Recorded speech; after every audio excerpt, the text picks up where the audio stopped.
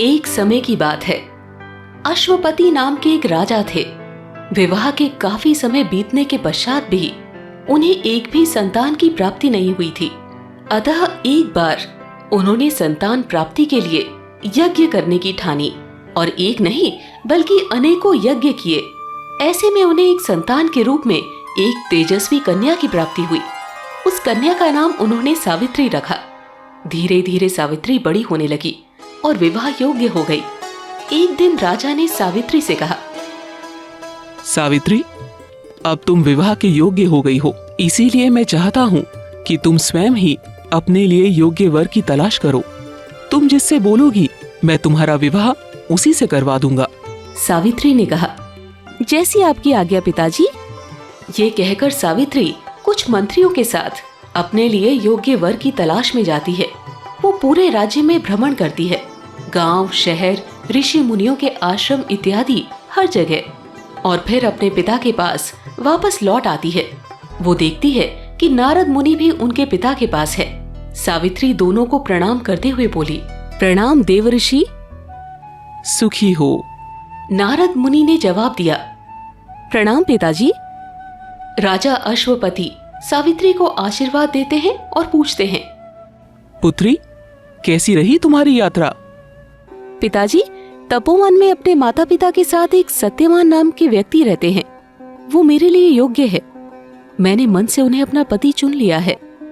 सावित्री की बात सुनकर देवर्षि चौंक उठे और राजा अश्वपति से बोले, राजन, सावित्री ने तो बहुत बड़ी गलती कर दी।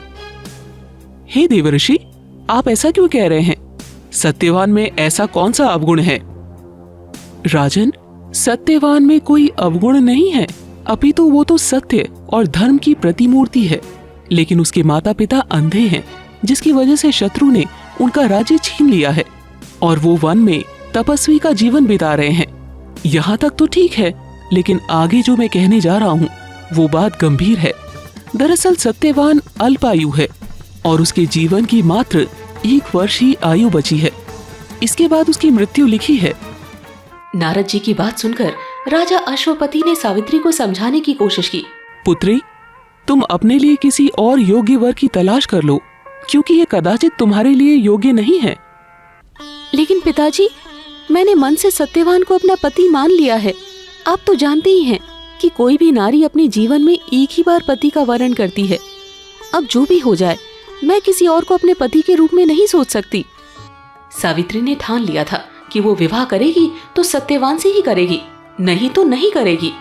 ऐसे में राजा अश्वपति ने धूमधाम से सावित्री का विवाह सत्यवान से करा दिया। अब वो अपने ससुराल में पति, ससुर और सास के साथ रहने लगी। धीरे धीरे समय बीतता गया और सत्यवान की मृत्यु का समय नजदीक आता गया। सावित्री मन ही मन काफी चिंतित रहने लगी। उसे नारद जी की कही बात याद रहती। ऐसे में जब सत्यवान की आयु को 4 दिन बचे तो सावित्री ने 3 दिन पहले से व्रत करने की शुरुआत कर दी और अंततः वो दिन भी आ गया जब सत्यवान की मृत्यु होनी तय थी। चौथे दिन जब सत्यवान वन में लकड़ियां लेने जाने लगा तो सावित्री बोली, हे नाथ, आज मैं भी आपके साथ वन में चलूंगी। तुम मेरे साथ वन में जाकर क्या करोगी? कुछ नहीं, कृपया करके मुझे बस आज के लिए वन में आपके साथ जाने की अनुमति दें। ठीक है, तुम अगर यही चाहती हो तो चलो, मुझे कोई आपत्ति नहीं। सावित्री ने अपने सास और ससुर से भी आज्ञा ली और सत्यवान के साथ वन में चली गई।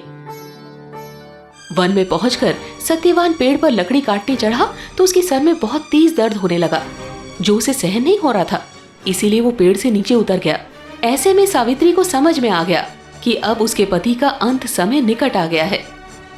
अतः उसने सत्यवान के सर को अपनी गोद में रखकर सत्यवान को लेटा लिया।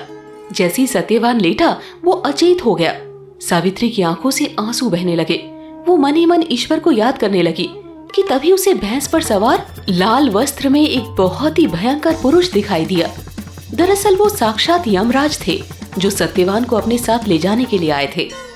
उन्हें देखकर सावित्री बोली, महाराज, आप कौन हैं? पुत्री सावित्री, मैं यमराज हूँ और मैं तुम्हारे पति के प्राण लेने आया हूँ। लेकिन प्रभु, सांसारिक प्राणियों के प्राण लेने के लिए तो आपके दूत आते हैं, तो फिर आप आज स्वयं कैसे पधारे? पुत्री सावित्री, तुम्हारे पति सत्यवान बहुत धर्मात्मा और गुणों का सागर है। इसीलिए मेरे दूत इतने योग्य नहीं हैं कि वो सत्यवान के प्राण ले जा सके। इसीलिए मैं स्वयं आया हूँ। ये कहकर वो सत्यवान की आत्मा को अपने साथ लेकर दक्षिण दिशा में यमलोक की ओर चल पड़े। तब सावित्री भी उनके पीछे पीछे जाने लगी।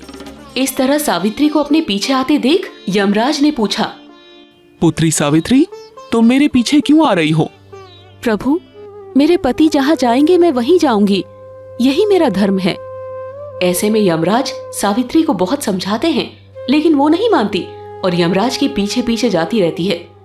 तब यमराज उससे कहते हैं, मैं तुम्हारी पतिव्रता धर्म से बहुत ज्यादा प्रसन्न हूँ, अतः तुम अपने पति के बदले मुझसे कोई एक वरदान मांग लो। यमराज के ऐसा कहने पर सावित्री उनसे अपनी सास और ससुर की दृष्टि मांग लेती है और फिर जब यमराज जाने लगते हैं तो सावित्री फिर से उनके पीछे जाने लगती है। फिर यमराज ने कहा, एक और वरदान मांग लो। तब सावित्री ने अपने सास ससुर का राज्य वरदान में मांग लिया। वरदान देने के बाद जब यमराज जाने लगे तो फिर से सावित्री उनके पीछे जाने लगी। थोड़ी दूर जाने के बाद यमराज ने फिर देखा तो सावित्री उनके पीछे आ रही थी। तब यमराज ने फिर से कहा, चलो तुम एक और वर मांग लो। तो सावित्री ने अपने पिता के लिए 100 पुत्रों का वरदान मांगा। यमराज ने फिर से तथास्तु कह दिया और बोले, पुत्री, अब तुम वापस लौट जाओ। लेकिन सावित्री फिर भी यमराज के पीछे जाने लगी। तब यमराज ने कहा, सावित्री, तुम अपने पति के प्राण के अलावा कोई भी वरदान मांग लो, मैं तुम्हें अवश्य दूंगा। तब सावित्री ने कहा कि मुझे सत्यवान से 100 पुत्रों का वरदान चाहिए। यमराज ने बिना सोचे समझे सावित्री को तथास्तु कह दिया और फिर जाने लगे। लेकिन सावित्री ने उनका पीछा नहीं छोड़ा, वो उनके पीछे चलती रही। तब फिर यमराज ने कहा, अब तुम्हें और क्या चाहिए पुत्री? महाराज, आपने मुझे सत्यवान से 100 पुत्रों का वरदान दिया, लेकिन अगर वो जीवित ही नहीं रहेंगे तो मुझे पुत्र की प्राप्ति कैसे होगी? यमराज सोच में पड़ गए और बोले, सावित्री, मैं तुम्हारे पतिव्रता धर्म से अति प्रसन्न हुआ, इसीलिए मैं सत्यवान के प्राण लौटा रहा हूँ। साथ ही मैं तुम्हें आशीर्वाद भी देता हूँ कि तुम्हारी ये कहानी युगों युगों तक सुनाई जाएगी। और उन्होंने सत्यवान के प्राण लौटा दिए। वह खुद यमलोक चले गए। इधर सावित्री अपने पति के पास आई तो वो पूरी तरह से स्वस्थ होकर खड़े हो गए। फिर दोनों अपने घर वापस लौटे तो देखा उनके माता पिता की आंखें ठीक हो गई थी और उन्हें उनका राजपाट भी वापस मिल गया। दोस्तों, इस कहानी से हमें यही सीख मिलती है कि अगर सच्चे मन और सच्ची श्रद्धा से किसी चीज को प्राप्त करने की चाहत हो तो खुद ईश्वर भी आपकी चाहत पूरी करने से पीछे नहीं हट सकते।